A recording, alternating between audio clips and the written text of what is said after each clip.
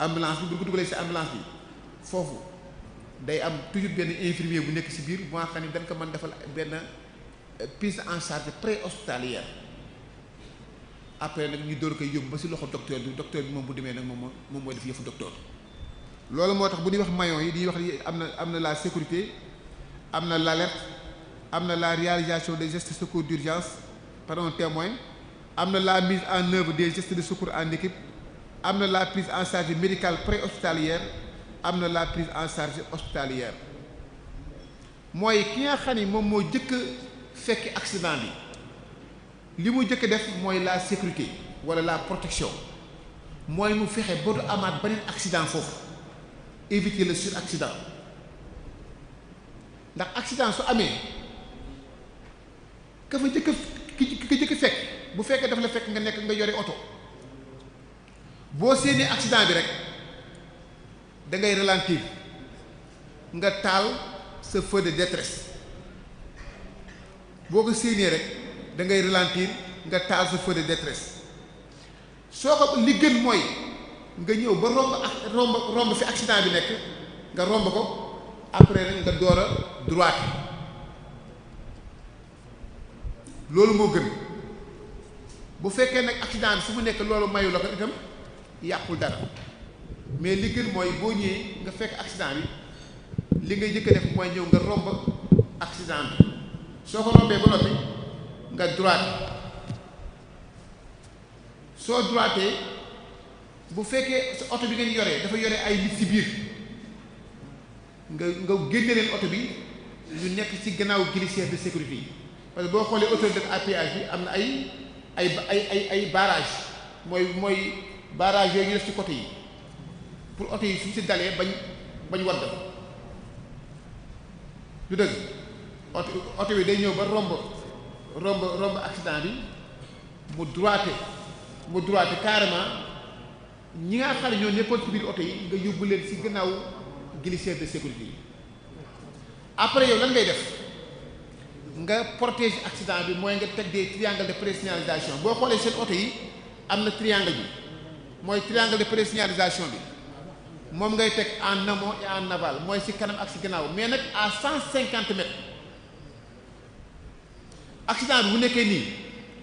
da ngay dox lu mat 150 mètres nga teg fi benn triangle nga doxaat ci kanam à 150 mètres nga teg fi benn triangle boo ko ñu nga koy teg ci oto bi boo ko teg ci oto bi amul njariñ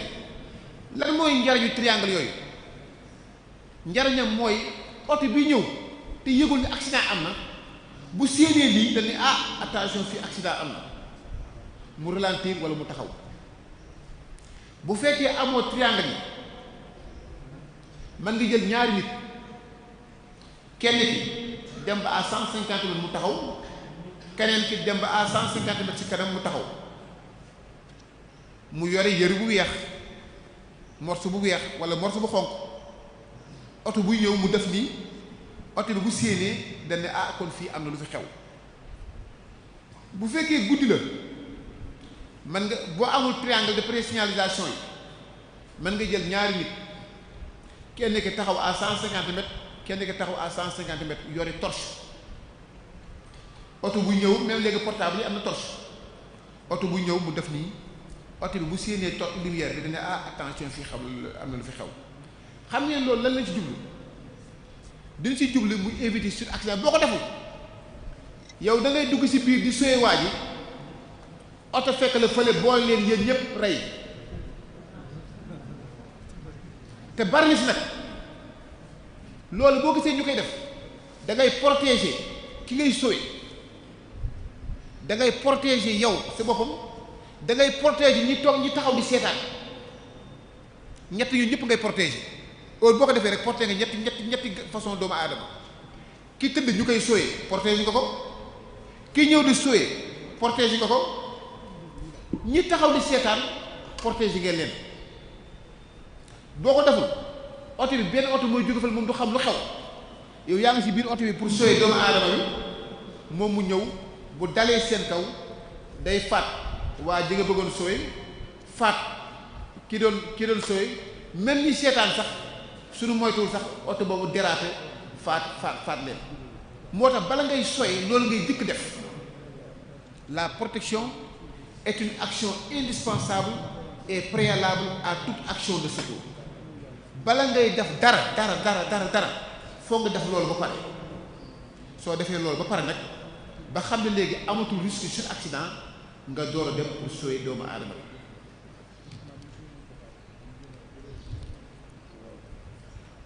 accident électrique,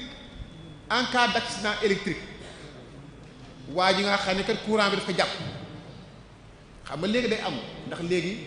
courant bi dafa bari léegi macha allah ku ko amul itam yaa ngi demander pour am ko ndax dafa bokk léegi ci dundu doomu aadama. mais comme que nag li mu doon wax sànq ci développement boo gis fokk mu am ay risques surtout maam yi njëkk yi amoon courant daaw leen jàpp de yaakaar naa mais léegi nag comme que courant am na d'accord ci dund bi la bokk waaye itam dafa am ay danger donc doomu aadama bi courant bi mën na ko jàpp fu muy liggéey courant bi mën na ko jàpp ci këram courant bi mën na ko jàpp sa marché ba. courant bi mën na ko jàpp ci mbedd mi muy dox fekk fil bu daanu gusu ko mu taxaw ci fil bi courant bi jàpp ko bu fekkee nag sécurité bi da nga ñëw ñu la kat waa ji courant moo ko jàpp dafa am ñaari façon courant moo am dafa am courant domestique ak courant haute tension. bu dee courant domestique la mooy courant yi nga xam ne ci kër yi la nekk foofu su boobaa bala ngay laal victime bi da ngay ñëw nga couper disjoncteur bi. soo coupé disjoncteur bi ba pare si ngay door ñëw laal waa ji parce que boo ko deful soo ñëwee di nga sauver courant boo ko jàpp daf lay jàpp donc nit ki fokk mu ànd ak sagom foofu laaj ci waa ji lan moo ko dal lan la ñu ne waa ji courant bi ko jàpp li nga war dëkk def mooy dem fu disjoncteur bi nekk ñu ne disjoncteur baa nga dale nga coupé disjoncteur bi. bu fekkee nag courant haute tension la courant haute tension moom secouriste mënu ci dara. li mu def mooy day woo Senelec waa Senelec coupé courant bi mu door a laal victime bi waaye nag boo ñëwee doo croiser les bras soo wootee Senelec pour ñu coupé courant ba pare da ngay def périmètre de sécurité mooy da ngay fexe ba li wër victime bi yëpp li wër fi nga xam ne fa la danger bi am yëpp nga fexe ba nit ñi di ñëw duñu egsi ci courant bi ndax boo ko deful. boo toog di seetaan noonu naan woo na ne Senelec ñu xaar Senelec kenn moo jóge fële moom yoonam nekk si xamul sax li xew moom mi ngi dem doxi soxla muy téléphone mooy dox ba dal ci kaw fil bi courant bi jàpp ko. waajuru xale bi bu ñëw ñu ne que sa doom mi ngi nee courant bi ko jàpp moom li mu jàngoon lépp da koy fàtte xelam yépp mooy daw dem jël doomam lay xool mais su boobaa du leen ko bàyyi mu dem. ndax da ngeen koy téye ne boo demee courant bi nu mu def kële noonu lay def kon yow da ngay def périmètre de sécurité après nga woo Senelec xaar ba Senelec ñëw Senelec bu coupé courant bi pare ngeen door ñëw génnee jël sauver waa ji ndax sauver yow tamit il faut nga xalaat am na foo xam ne da ngay ñëw sauver léegi am na foo xam ne bala ngay sauver foo nga xaar ba danger bi deñ nga door koy mën sauver bu dul loolu boo fa demee yow yaay nekk deuxième victime. wala nga yore sa oto di daw ba yàgg rek par accidentellement nga ñëw gaare ci benn fil bu am courant yéen ngi sa oto bi kat mais sentir ngeen ne kat actuellement nii fil bi jàpp na oto bi courant su boobaa dañuy wax ni yéen bu leen génn oto bi ndax courant bi laal na oto bi mais egseegul ci yéen ndax yéen a ngi toog ci ay fauteuil yooyu courant bi mën na fa egsi mais sant ba ngeen gaaree sentir ngeen ni kat oto bi actuellement nii mi ngi taxaw ci comme benn fiiru courant te oto bi am na courant fi ngeen toog courant bi laalu leen bu leen bouger toog leen ngeen woote ñu ñëw bu ñu ñëwee gars yi coupé courant bi ngeen door a génn yooyu itam ay cas la yu nga xam ne dafa mën na di arrivé. En cas de fuite de gaz avéré ou suspecté par exemple nga dugg ci benn néeg jékki-jékki ci kër gi ñu naan kër gi mi ngi xeeñ de waañ bi mi ngi xeeñ gaz bi mi ngi xeeñ gaz baa ngi xeeñ gaz buy xeeñ moo gën a dangereux fuuf bouteille gaz mi ngi tàkk ndax bu dee gaz buy tàkk ci suuf ak tàkk ci côté yeeg tàkk yi xam nga bu fekkee soxna si foofu di togg bu gaz bi commencé tàkk ci suuf rek sànni na lépp daw ni gaz baa ngi tàkk mais gaz bi tànk mi ngi tàkk du exploser ma nga mel ne kuy attaaya rek yokk sa gaz d'accord fi mu waroon tàkke romb na ko ndax ñëpp xam ne bu gaz ci beg bi la war tàkk waaye des fois mu tàkk ci beg bi tàkk ci côté yi tàkk yëpp commencé tàkk xam nga loolu normal la dafa am fuite quelque part mais buy tàkk ànd la sa sang-froid parce que foofu amul problème parce que du exploser gaz bi day gaaw jeex rek mais du exploser bul affolé jëlal mbàjj wala nga jël saako pomme de terre yooyu nga tooyal ko bu mu tooy nga ñëw nga këpp ko si boo ko si këppee rek mu fay su fayee nga tëj bég bi wala nga jël gaz bi nga génne ko si biti bu fekkee nag duñ ne nag gaz bi day xeeñ foofu la danger bi nekk à tout moment explosion mën na am à tout moment explosion mën na am te explosion kenn mënu ko prévenir pourquoi parce que ces effets sont instantanés néeg bu explosion buy am si néeg bépp ay tàkkandoo tàkkandoo en même temps les gaz bu ñu waxee ne que néeg bi kat muy xeeñ gaz wala wàññi muy xeeñ gaz boo ñëw li nga war def mooy d'abord lampe bi bu ko taal boo taalee lampe bi rek xam nga lampe toujours boo koy taal day am étincelle contact bi noonu boo di def nii di taal lampe ak di fay toujours boo xoolee day am étincelle boo taalee lampe bi rek bu fekkee néeg bi dafa bari woon gaz rek day exploser bu fa dem itam di taal portable li nga war def mooy boo ñëwee ibbil bunt bi ibbi fenêtre yi mu aéré da ngay aéré ibbi bunt bi nànk ibbi fenêtre bi nànk bu fekkee gis nga ni gaz bi mi ngi foofu mooy peer nga dugg ci biir jël gaz bi génnee ko ci digg kër gi moom lu mu peer explosion mën fa am ndax ngelaw li bari na ngeen xam ne daal néeg buy xeeñ gaz moo gën a dangereux ñu ni gaz bi mi ngi tàkk parce que gaz bi tànk mi ngi tàkk mënul exploser ma nga mel ni kuy attaaya tànk yaa ngi ko la ngay togg gaz baa ngi tàkk explosion amu fa gaz bi da ngay jekk-jekk ñu la gaz bi jeex na de nga jël dem sarri ji buy tàkk noonu itam xamal ni dafa am ay faneen fuy génn gaz te normalu loolu moo tax mu jël muy tàkk su da ngay ànd ak sang-froid rek wut benn mbàjj wala benn saako pomme de terre wala yooyu nga lu diis daal nga tooyal ko mu tooy boo nekk ci këpp rek def ko nii rek da ngay gis day fay su fayee nga jël bouteille gaz bi génne ko ci digg kër gi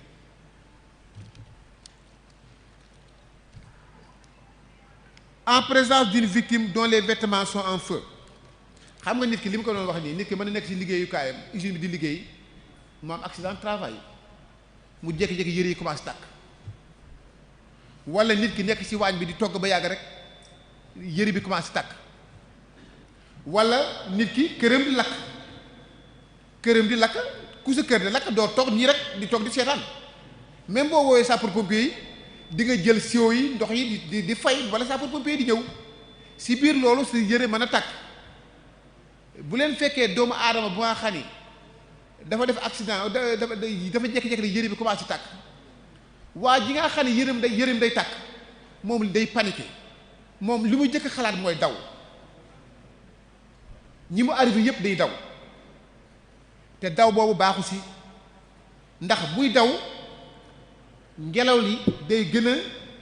yokk tàkk-tàkk bi yow su boobaa bu fekkee doomu aadama bu nga xam ne kat yëre yi day tàkk buy daw da ngay fexe nga daaneel ko li ngay jëkk a def mooy daaneel ko bul bàyyi mu romb la ndax bu dee daw nga daw ba jot ko nga pàdd ko mu daanu wala nga bëmax ko mu daanu en tout cas daaneel ko soo ko daanelee ba pare nga wut darab wala manteau nga lëmas ko di ko bërëng ci suuf ba mu fay su fayee nga jël ndox nag sotti ko refroidir ndax brûlure doo si def pâte dentifrice doo toj ñan di si def doo si def leneen waa ji bu lakkee li ngay jëkk def en tant que secouriste mooy da nga koy refroidir pendant 5 minutes ndoxum robinet bii ngay jël ndoxum robinet bii ngay jël nga ñëw di ko sotti fi lakk day tax méthode bi day wàññeeku day tax lakk-lakk bi du continuer mais boo ko bàyyee noonu lakk-lakk bi day continuer ci biir et puis day metti kon li nga war jëkk def yow en tant que secouriste waa ji kat dama ñëw fekk mu lakk dafa am lakk des fois indi leen pâte dentifrice bi foofu waay nga ñëw ñu jël pâte bépp diw ko ci toj leen nen yi nekkoon foofu ñu géer yi jawee ni war a ndogo yépp ñu toj ko ñëw bomb ko ci lakk-lakk bi déedéet loolu lépp jaru ko ndox ngay jël mais ndoxum robinet bi nag waxuñu la ndox mi nekk ci frigo bi parce que nit ñi bu ngi gisee mu tàkk lakk-lakk la rek li ñu jëkk xalaat na jëlee ndox mu sedd mi déedéet ndoxum robinet bi baax na ndoxum robinet bi ngay jël nga sotti ko ci place su lakk-lakk bi ba mu mat 5 minutes après nag léegi nga jël benn sër bu set nga emballé ci après nga jël ko nga yóbbu ko hôpital en tout cas na ngeen xam ne daal nit ku nga xani parce que lakk dafa yëreem day lakk bu leen ko moom li muy jëkk xalaat moom day daw loolu moom mooy jëkk réaction mais yéen ñi nga xam ne yéen a koy wallu ji yéen dàq fexe leen ba dàq ko ba jot ko daaneel ko mooy première réaction bi daaneel soo ko daanelee bu noppi nag nga wut dara wala yooyu nga muur ko bërënk suuf si nga gis kii bi fay après nag nga jël ndox comme li ma leen wax lii ndox refroidir ko pendant 5 minutes après ngeen yóbbu ko à l'hôpital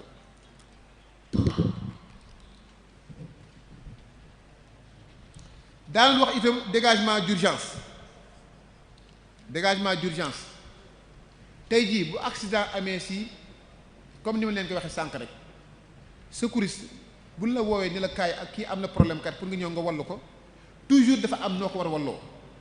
bu fekkee waa ji oto daf ko fiir mu tëdd ci autorité à péage bi autorité à péage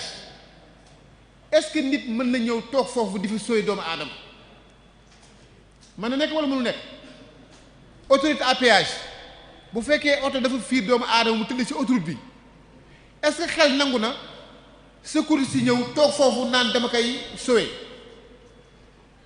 déedéet man di nga ñëw pour sooy ka mais doo ko sooyee foofu da nga koy jële foofu mu nekk nga génne ko autoroute bi nga door a koy sooyee bu fekkee waa ji dafa nekkoon ci benn immeuble bi daanu benn partie daanu na waaye moom blessé nañ ko li daanu blessé na ko waaye nekkul ci fi daanu mi ngi tëdd fi beneen côté bi mais côté bi mi ngi waaj daanu ñu woo la ni la kat am na benn bâtiment bu daanu fële kat am na blessé bu fa nekk nga ñëw nga xool blessé bi fu mu tëdd nga xool kat ni li des ci bâtiment bi kat bu yàggul tuuti dana daanu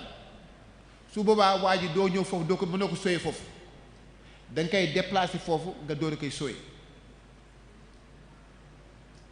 bu fekkee waa ji dafa nekk ci benn kër guy lakk paa bu màggat la wala mère bu màggat la wala xale la wala ku feebar la kër gaa ngi lakk waaye moom fi mu nekk mënu fa jële boppam su boobaa da ngay ñëw nga jële ko fa par dégagement d'urgence soo gisee ñu loolu am nag mooy bu loolu amul victime wuroo ñëw di ko déplacer fa mu nekk fa nga ko war sowee kon leelu cas exception ne la victime boo ñëwee nekk di sowee doomu aadama fa nga ko fekk mu tëdd sowee ko foofu bu ko déplacer ndax déplacement bi da nga koy gën a sonal te day yokk day gën a aggravé waaye de day am cas yu nga xam ni fokk nga déplacer ko mooy dégagement d'urgence ndax boo ko deful foofu bu fekkee autorité à péage waaye kat oto bi fiir na ko dem nga ñëw ni dama koy sooyee foofu oto moo lay fekk foofu yéen ñaar ñëpp rey leen ndax ñëpp xam ne autorité à péage yow sécurité mënoo ko contrôler bu dee route Darou Moukhty bii mën naa barrer circulation bi ne gars yi taxaw leen fa waay baar leen oto yi waay mais autorité à péage mënoo ko bu dee immeuble bu bëgg a effondré wu xamoo kañ lay daanu boo fa nekkee foofu di sooyee waa ji boo nekkee foofu di ko sooyee immeuble mën a daanu si kaw rey leen yéen ñaar ñëpp kon da nga koy déplacer nga door a koy sooy kër guy lakk ba néeg yaa ngi lakk am na kenn ku nekk si beneen néeg bi soo ko bàyyee lakk bi daf koy fekk foofu da nga koy xëcc da nga koy ñëw génne ko léegi nag jéeju kaay jéeju tëdd ma wan leen nan lañ defee dégagement d'urgence.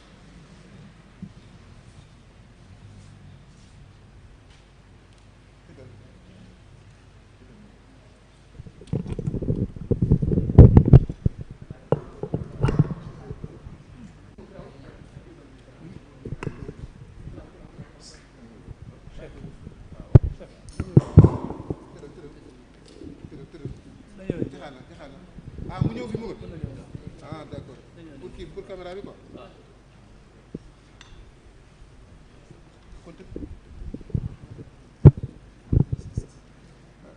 affaire wàll nag foog muy am lii de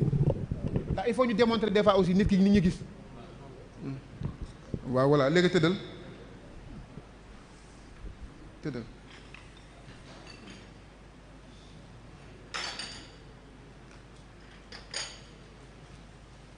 wala imité ka cas yu mel nii su amee waa ji kat bu fekkee ci autorité à péage la nekk exemple autorité à péage foofu le danger n'est pas contrôlable mooy secouriste bi mënul empêcher oto yi ñuy daw foofu mënu ko ba noppi le danger est vital réel et immédiat mooy boo ko bàyyee foofu oto yi daanu jaar ci kawam rey ko te boo gaawul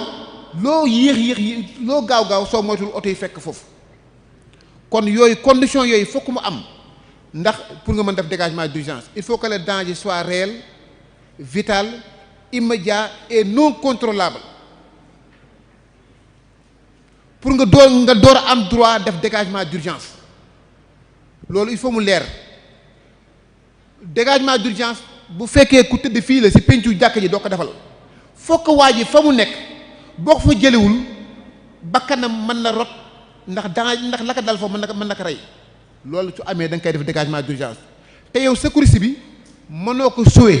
foofu foog nga déplacer ko pour sauver ko su boobaa nag da ngay ñëw am na ay technique am na ko tey kay tey fii bala ngay def technique bala ngay def dégagement bi da nga war xool ba pare nii man ban yoon laay jaar su may dem yoon bii laay jaar su may ñëw yoon bee laay jaar ba pare nga ne su ma eggee waa ji ci tànk yi laa koy téye walla ci loxo yi laa koy téye li ñuy bañ mooy nga ñëw ba foofu di xalaat naan ndax su ma jëlee waa ji fii laay jaar la tànk ngay xaar oto bi ñëw na rey leen yéen ñaar walla nga ñëw ba fii di taxaw naan waa ji ndax ma jël ko ci loxo walla ndax ma téye ko ci tànk walla ndax ma téye ko ci épaule yi la tànk ngay xalaat loolu oto bi ñëw na rey la walla bâtiment bi nga doon kii ñëw daanu rey leen yéen ñaar ñëpp loolu moo tax da ngay xalaat ba pare door a dem ni waa ji kat kii kan la jéeju kii moom comme su may ñëw fii laay jaar te comme que su may ñëwaat fii laay jaar kon su ma ñëwee fii laa koy téye léegi nag ma ne xaaral ma ñëw léegi su ma ñëwee amul nekk fii naan ko ma sàmba ma demba lu jot déedéet amul loolu yow xamugoo lu ko jot na fi jóge rek da ngay ñëw rek nga ñëw ni def nii nga xëcc ko mu dem loolu moo tax bu leen gisee sapeur yi di sport chaque matin loolu yoon la parce que liggéey bi moo ko laaj du dëgg waaw walla nga ñëw nga choisir beneen technique bi exemple nii nga xëcc mu dem ba fu mu egg du am danger walla nga ñëw bu ko circonstance yi laajee nga ñëw nga téye yër yi nga xëcc am na foo xam ni day laaj nga téye ko nii pour si géej moom après nga xëcc ko du dëgg waa ji mën na nekk ci biir otoom mën nga jóg mën na nekk ci biir otoom daf accident àndatul ak sagoom mais fi mu defee accident boo ko bàyyee foofu beneen sur accident mën na fa am da nga ko war defal dégagement d'urgence da ngay ñëw ibbi buntu oto bi nga téye ko nga génn ak moom nga defal ko dégagement d'urgence.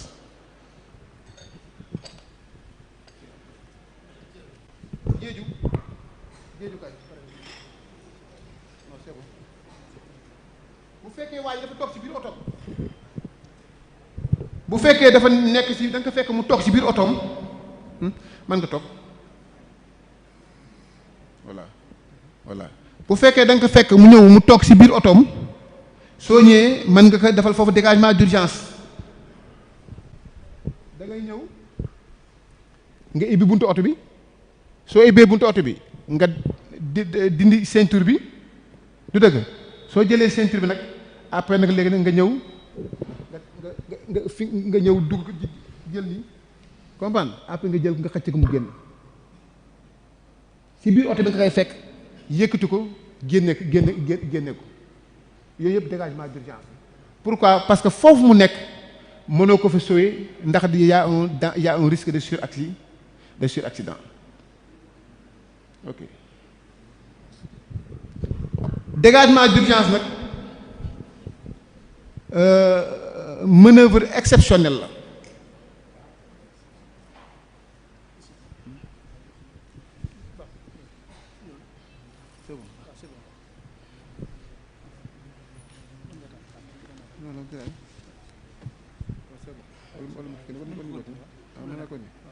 Dégagement d'urgence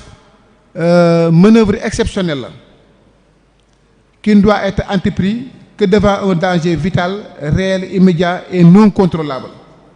Lu tax parce que dafa dangereux pour une victime atteinte de traumatisme. ki ngay xëcc tànk yi yow xamoo ndax tànk yi damm na wala damul te pourtant yaa ngi xëcc tànk yi xamugoo lu ko jot waa ji xamugoo lu ko jot pourtant yaa ngi ñëw xëcc tànk yi ndax xamoo ne tànk yooyu ngay xëcc dafa damma ba def nga xëcc ko yaa ngi xëcc loxo yi est-ce que xam nga ndax loxo yooyu ngay xëcc loxo yooyu ñoo damm loolu moo tax ñu ne manœuvre bu garaaw la ndax bu fekkee victime bi am fracture da ngay gën a aggraver fracture bi waaye nag nga aggraver fracture bi moo gën nga bàyyi ko foofu mu dee loolu moo tax ñu ne le dégagement d'urgence est une manœuvre exceptionnelle qui ne doit être entreprise que devant un danger vital, réel, immédiat et non contrôlable. Pourquoi? Parce que c'est dangereux pour une victime atteinte de traumatisme.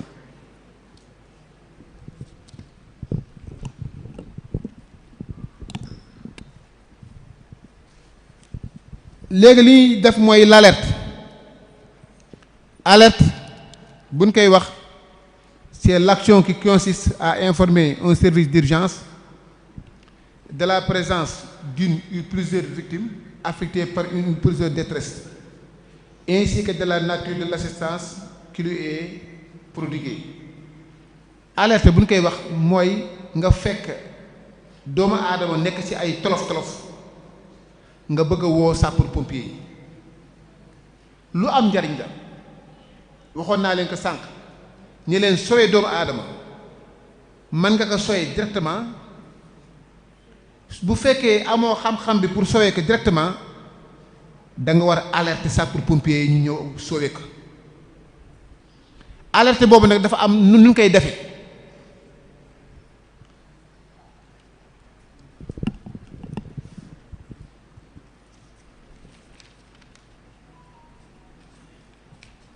bu fekkee da ngay alerter li nga jëkk a def mooy da ngay joxe sa tur man kat maa ngi tudd Moussa Fall nga joxe sa numéro téléphone boobu dafa am njariñ ñu bare bu ñuy alerter boo leen waxee sa numéro téléphone rek ñu commencé def hésiter ndax xam nga léegi problème yi ak àddina ba léegi dafa xaw tërit yi waaye sapeur-pompier moom bu la laajee numéro téléphone jox ko ndax xam nga lu tax par exemple nga nekk Dakar nga ni bon accident am na avenue Lamine Gueye sapeur-pompier yi ñëw ki dem xamul fan mooy avenue Lamine Gueye su réeree li mu def après day woote ne ah man kat maa ngi fii kat waaye gisuma accident bi su ko defee ñu woo waa ji woote woon ni ko ah yow sapeur-pompier kat dem na la ba fi nga waxoon waaye gisuñu fa accident bi ndax waa ji des fois buy woote moom si boppam mën na affolé ba jaawale adresse yi même ñun fii daf ñuy Daaru Musti fii daf ñuy dal des fois mën na ni kat fu lakk am na tel village mais comme que ñun gan lañ si dëkk bi des fois ñu réer nga génn ñun la boo rombee Senelec bi jëlal yoon bi nga romba Senelec rek jël beneen yoon léegi au lieu nga dem ci village bi nga dem ci beneen village mais bu ñu réeree dañuy woote ci camp bi ak suñu rajo yi ni ah ñun kat dem nañu foofu mais gisuñu ko su ko defee waa ji nekk ci camp bi moom moo lay woo waa ji woote woon ne ko yow kat sapeur-pompier yi yaa woote woon léegi pour accident nga ne ko waaw mais waxaat ñu adresse bi mu gën a leer ndax sapeur-pompier kat ñoo ngi tel emplacement waaye gisuñu accident bi loolu mooy njariñu numéro téléphone bi kon da ngay joxe ci tur joxe sa numéro téléphone ensuite nga wax la nature du problème mooy nga wax li xew ah waaju daanu ci teen la wala kat kër gi kat jaan moo fi nekk wala nga ni kat accident moo am wala nga ni kat lakk moo am boo waxee loolu ba noppi nga wax les risques comme par exemple bu dee accident mën na nekk accident bu nga xam ne camion la ak benn minicar exemple waaye camion bi daanu na ba gasoil bi mu ngi tuuru ci tëli bi kon soo waxee ni waa ji kat accident moo am eggal si ni kat minicar la ak camion ñoo daje waaye kat bu fekkee minicar bi dafa daanu gasoil bi tuuru wala camion bi moo daanu gasoil bi tuuru da nga koy waxaale sapeur-pompier yi ndax lakk mën na fa am dan tax sapeur-pompier yi bu ñu ñëw non seulement daanu indaale ambulance pour victime bi mais daanu sóoraale benn oto bu nga xam ne en cas bu lakk amee ñu fay ko ci saa si dama xamul la comprendre ngeen bu baax wala déet ensuite nga wax l'adresse exacte surtout nag adresse bi dafa am njariñ sapeur-pompier boo koy woo fexeel ba wax adresse bi ñun fii tey jii comme que dëkk gan lañu ci Darou Mouhty gars yi du ñuy woo ni des fois am na lakk ba am tel village mais xam nga foofu foo nga laaj bu baax foo nga expliquer sapeur bi ni que soo génnee Darou Mouhty da ngay dem yoonu Touba bi wala nga jël yoonu Kébémer bi wala nga jël yoonu Njaay Mbexe bi soo ñëwee ba romb tel angle jàddal nga dem li gën sax bu fekkee may na la ko sax ci yoon bi soo mënee xaar pompier yi foofu sax nga xaar leen pour bu ñëwee nga wan leen fi nu jëm moo tax booy woote da ngay wax adresse exacte bi mooy exactement fi affaire bi amee loolu ñuy wax adresse exacte loolu mooy tax secours yi gaaw egsi mais bu fekkee adresse bi nga joxe leerul sapeur-pompier di nekk di wër ba sonn door a ñëw perte de temps alors que tey boo leen joxoon adresse bu leer sapeur-pompier daaju parce que ñi ngeen di waxal da ngeen xam ne ñooñu dëkkuñu Darou Mouhty foofu ngeen xam loolu ñi ngeen di woo sapeur-pompier yi ngeen di woo ñoom dëkkuñu Darou Mouhty kii mi ngi dëkk Ndar kii mi ngi dëkk Touba kii mi ngi dëkk Kaolack kii mi ngi dëkk fële donc wax adresse bi wax leen yoon bi ñuy jaar pour mën a egsi même bu fekkee si dëkku bu sore la sax si village yi suñu manee fekkee am na yoon kenn génn taxaw si yoon bi bu sapeur-pompier ñëwee ñu arrêté leen neen kat continuer leen wala jaar leen nii wala jaar leen nii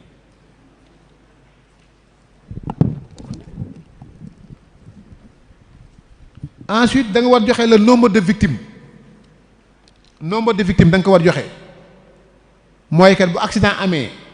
nga gis ne kat am na fukki blessé wala fukki blessé ak juróom li gën mooy nga wax ko sapeur-pompier yi ñu leen kat accident am na fii kat waaye am na fukki blessé ak juróom xam nga loolu ban njëriñ la am day tax sapeur-pompier yi bu ñuy ñëw du ñu indi benn ambulance ah xam ne kat fukki blessé mi nga leen di xaar foofu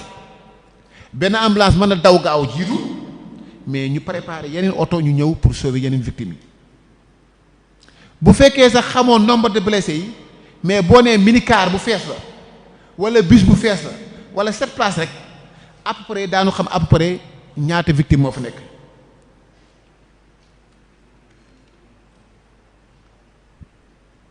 ensuite boo mënee wax la gravité mooy kat am na 15 blessés 5 yi ñoo garaaw mais yeneen yi garaawul yooyu yëpp sapeur-pompier ba xam ko avant mu ñëw dana baax. ak yow lan nga jot def nga ne ah man kat en attendant def naa protection jël naa ñaari xale kenn ki taxaw na 150 mètres keneen ki taxaw na 150 mètres pour di bañ oto yi ñëw ñu signaler leen ni fii dafa am accident. après bala ngay raccrocher nag waxal sapeur-pompier bi ndax mën naa raccrocher da nga koy laaj ndax mën naa raccrocher ndax lu tax ki ngay wax accident bi moom wala ki ngay wax lakk bi moom am na renseignement yu mu la bëgg a laaj xëy na te pareegul moo danaa ko ndax mën naa couper bu nee la mën nga couper nga door a couper mais waroo wax rek couper da ngay wax ba pare nga ne ndax mën naa couper mën la couper nga door a couper. loolu nañuy wax alerte nag dafa am njariñ parce que moom mooy tax sapeur yi bu ñu ñëw mën indi jëntukaay yi nga xam ni moom leen soxla te moom mooy tax itam sapeur yi mën a gaaw ñëw moo tax alerte lu am njariñ la lu am njariñ léegi lan lañuy alerter léegi li gën a bare si li ñuy alerter mooy téléphone ndax li téléphone am bu njëkk ba portable yi amul woon da ngay dem sa télécentre ba wala sa cabine téléphonique ba mais léegi macha allah koo gis muy dox am na portable mën nga jël sa téléphone nga woote 18 boo defee 18 doo fay dara même boo amee crédit du lekk crédit bi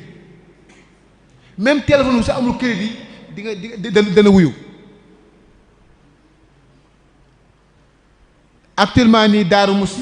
amagul 18 mais Sonatel samedi rek ñëw nañ fi pour monter ñu 18 ñoo ngi si pour monter ñu ligne 18 ñu bari fii xam nañu numéro téléphone yu ñuy woote bu dara xewee mais boo defee 18 caserne sapeur-pompier bi gën a jege mooy wuyu su wuyoo nga ne ko accident am na fii wala lakk am na fii wala lii am na fii même bu fekkee nekkul caserne bu Darou Moussi bu fekkee Touba nga jot wala Kébémer nga jot wala Louga nga jot yow yaa ngi Darou Moussi wax leen ko rek ñoom boo leen ko waxee ñoom daan ñu woo wax ñu ko ñu dem. boo amul téléphone mën nga yónnee taalal sa moto nga dem woo sapeur-pompier yi taalal sa charrette nga dem woo sapeur-pompier yi kon am na alerte par téléphone am na alerte verbalement boo amul téléphone mën nga yónnee nga dem ñu dem leen wool ma sapeur-pompier yi ñun fii des fois dañuy toog camp ba yàgg rek benn waaye dawal moto mu egsi ni sapeur-pompier am na accident bu am fii sapeur-pompier am na accident bu am fii des fois itam ñu woote téléphone. kon l'alerte booy alerte da ngay présenté wu da ngay wax li xew da ngay wax risque yi fa xew da ngay joxe adresse exacte ba da ngay joxe nombre de victimes wax ndax victimes yi ñaata victime moo fa garaaw ak li nga jot a def te bala ngay raccrocher nga wax ni man kat man ndax mën naa raccrocher bu la waa ji nee couper nga door a couper.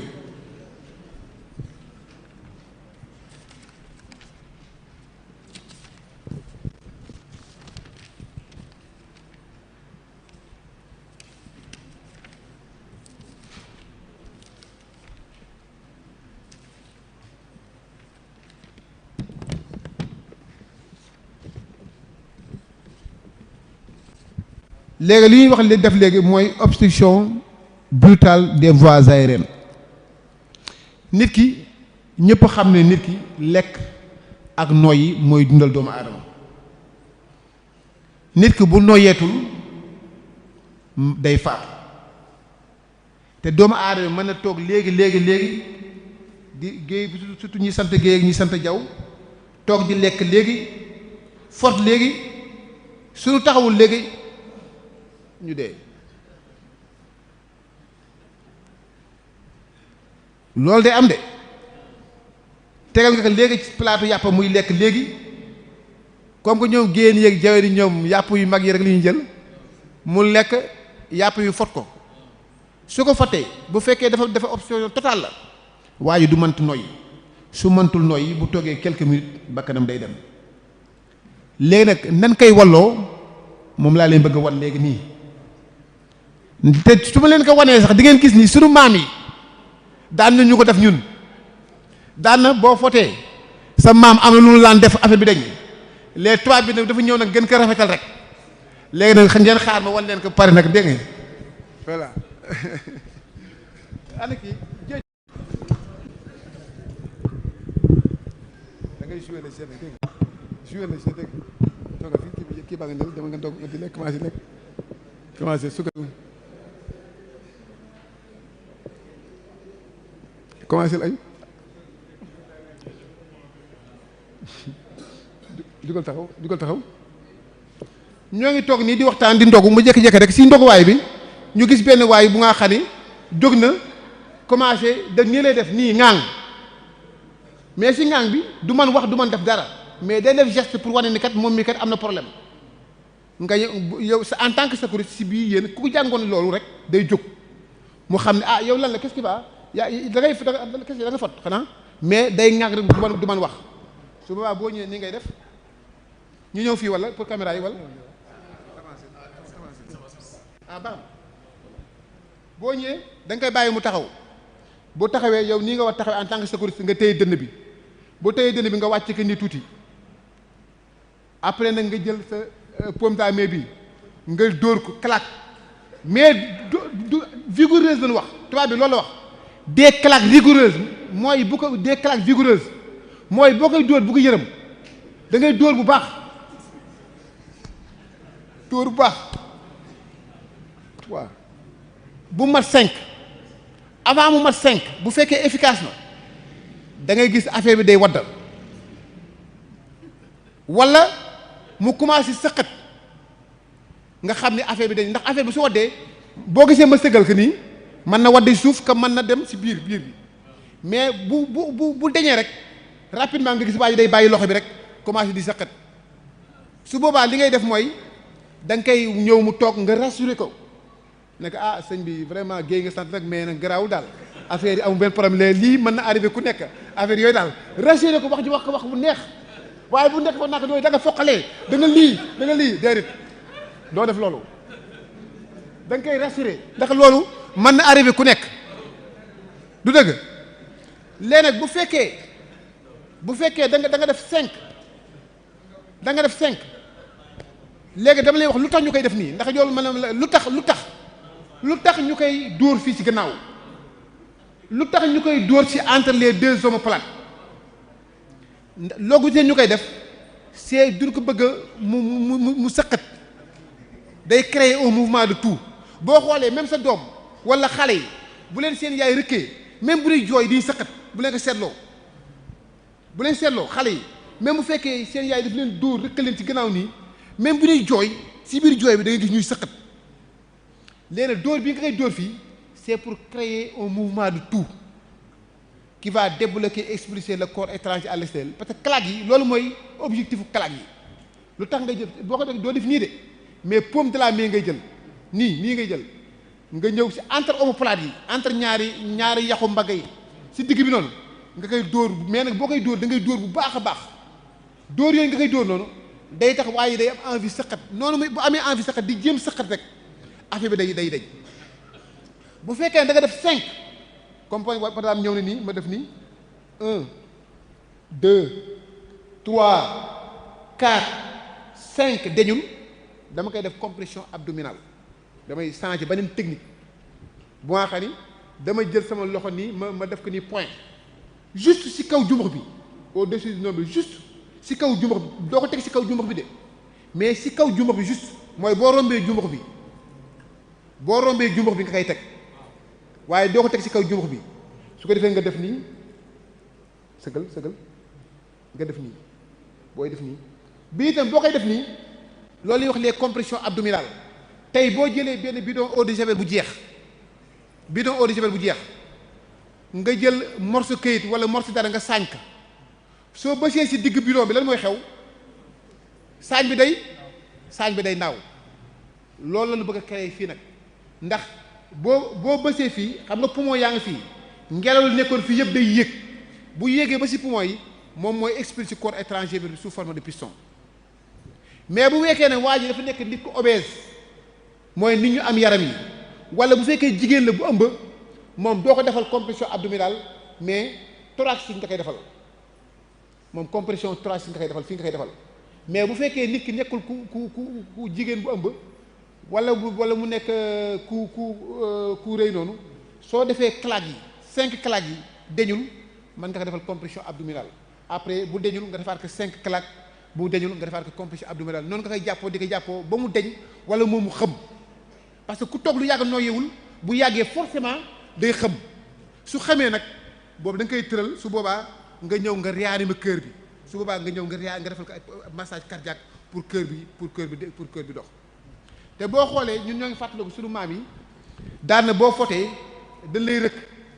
bu la rëkkee rek affaire bi dañ boo seetloo boo fotee rek du lay rëkk kenn maam bi day ñëw rëkk la bu la rëkkee rek affaire bi dañ léegi nag boo xoolee tubaab bi léegi dafa gën rafetal rek ñëw mu wax moom waxul rëkk mais dafa wax claque la wax mais tubaab bi lu wax des claques vigoureuses mooy yu saf la ñu wax moom ngay dóor pour mën a efficace loolu obstruction des voies aériennes léegi bu dee mag en général bu dee mag obstruction bi li ko indi lépp mooy buy lekk mais bu dee xale objet yi muy fooye ñoom ñoo koy fat par exemple xale buy ràmm bu fekkee ay bii xale yi di taabe wala bu jël xaalis man na ko lekk war na mu fat ko mais bu dee mag moom en général si lekk la koy jële wala mu am nag yeneen forme de kii peut-être maladie wala yu mel noonu mais en tout cas li gën a courant mooy bu dee mag si lekk la koy faral di jële bu dee xale si yi muy foo la koy jële waaw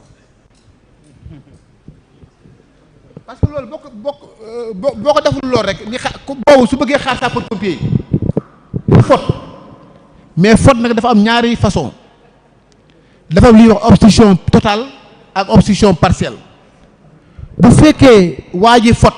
mënul wax te mënul noyyi kooku da ngay xam ne obstruction totale la su boobaa si nga koy defal lii mais bu fekkee waa ji mën na wax xamal ni objet bi fattul yoon bi yëpp génn wàllu yoon bi rek la fatt bàyyi génn wàllu yoon bi su boobaa bu ko defal dara yóbbu ko hôpital noonu rek ndax boo koy defaree lii objet bi mën a déplacé wu nag fattul yoon bi yëpp nag ndax comprendre ngeen mais nag fokk ngeen xam nag signes yi waa ji bu fekkee mënul def dara dafa ŋàng rek nii mënul wax nga ne ko yow lan la mu ŋàng rek nga ne ko yow lan la mu ŋàng rek nga xam ne kii mënul wax dafa fat total su baaba bul xaar neel ma sàmba demal woo sapeurs-pompiers yi mais yow nekk sa parce que su kooku moom su bëggee xaar sapeurs-pompiers yi man su ma xamee ne géyéen la moom naa daw bu baax ma ñëw nag xam naa ni quoi dégg nga pour man ko rassurer après du dëgg voilà donc yow yaay ñëw nga defal ko loolu en attendant que sapeurs-pompiers ñëw mais bu fekkee waaye dafa fot bu noppi di wax moom bu ko defal loolu bàyyi ko rek mu yóbbu ko noonu ndax yoon bi du lépp moo fatt mais genn wàll gi kiiwul fattu ñu ñëw si les moo dis gaaw na di gaaw na di bon ñu gaaw kon ñu ñëw si les hémorragies yi mooy waa ji buy ñàkk deret ñëpp xam ne ni doomu aadama juróom benn ba juróom-ñaari litre deret la am doomu aadama juróom benn litre ba juróom-ñaari litre deret la am moom la doomu aadama am te li nga xam ne moom mooy doxal deret ji mooy xol bi la ak li ñuy wax les vaisseaux mooy artère veine capillaire xol bi mooy pompe bi buy pompe deret bi buy dem day jaar ci artères yi ak pression bu ñëwee ba ci capillaires yi ñoom ñoo koy jël distribuer ko ci cœur ci yaram yëpp su paree retour bi mu jël ci veine yi mu dem des fois di ngeen gis waa ji ñu jam ko deret ñu jam ko paaka mu dee léegi waa ji ñëw ñu jam ko paaka mu toog ba kii gaawul dee li koy def mooy façon fan ko jame la bu fekkee duñ ko jam ci artère bi foofu deret bi dafa jóge ci xol bi di dem foofu day am pression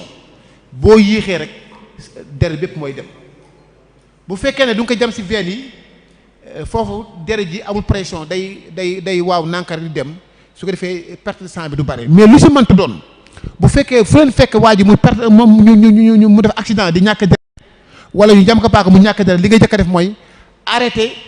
saignement bi. noo koy arrêté mooy da ngay ñëw nga fi nàcc nga teg sa loxo